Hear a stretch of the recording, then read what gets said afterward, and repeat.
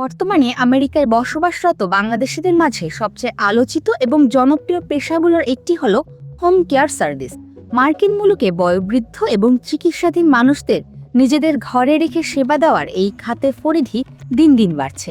আর এই বিষয়ের সম্ভাবনাময় খাতে অত্যন্ত শক্ত অবস্থান তৈরি করে নিয়েছেন প্রবাসী বাংলাদেশিরা। একসময় নিউ ইয়র্ক, মিশিগান বা পেনসিলভানিয়ার মতো অঙ্গরাজ্যগুলোতে বাংলাদেশিরা মূলত ট্যাক্সি ড্রাইভিং বা ওড জকসের ওপর নির্ভর করতেন, কিন্তু গত এক দশকে সেই চিত্রে বড় পরিবর্তন এসেছে। বিশেষ করে নিউ ইয়র্কের মতো সিটিতে এখন শত শত বাংলাদেশি মালিকানাধীন হোম কেয়ার এজেন্সি গড়ে উঠেছে। এই পেশার সবচেয়ে বড় সুযোগ হলো এর মাধ্যমে পরিবারের কোনো অসুস্থ বা বয়স্ক সদস্যের দেখাশোনা করেই সরকার থেকে নির্দিষ্ট অঙ্কের ভাতা বা বেতন পাওয়া যায়। একে বলা হয় consumer directed personal assistance programme. এর ফলে একদিকে যেমন বয়স্ক প্রবাসীরা নিজেদের চেনা পরিবেশে নিজেদের ভাষায় আপনজনদের কাছ থেকে সেবা পাচ্ছেন, অন্যদিকে পরিবারে আসছে অর্থনৈতিক সচ্ছলতা।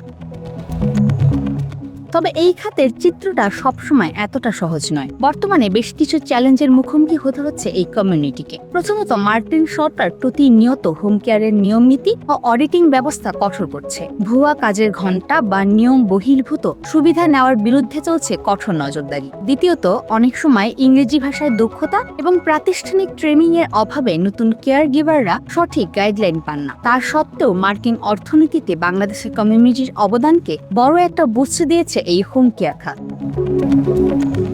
এটি এখন শুধু একটি চাকরি নয়, বরং হাজারো বাংলাদেশের পরিবারের জীবিকার প্রধান উৎস। সঠিক নিয়ম মেনে এবং পেশাদারিত্ব বজায় রাখলে আমেরিকার মূলধারায় বাংলাদেশিদের অবস্থান আরও সুদৃঢ় হবে।